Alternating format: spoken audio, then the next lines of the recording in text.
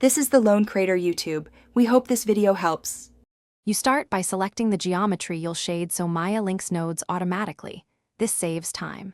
Once done, open Hypershade via Window Rendering Editor's Hypershade or use Shift+T.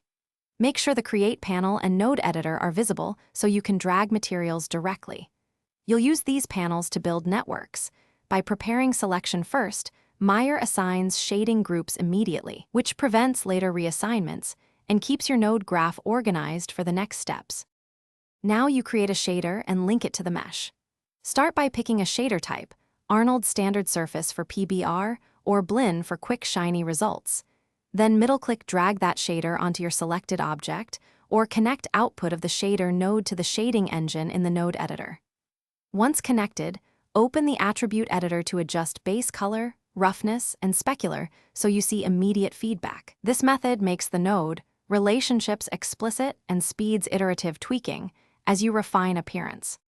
To finish, add texture maps and utility nodes to control detail. Create a file node for color, connect out color to the shader's base color, and use Bump 2D or AI normal map connected to the normal input for surface detail. Use remap color for range adjustments. Once everything is wired, assign UVs and test in a LookDev viewport or Arnold render. If you see no change, check that the shader is linked to the shading group, normals are correct, and texture file paths are valid. Those fixes resolve most issues. Thanks for watching. Consider subscribing if we helped you.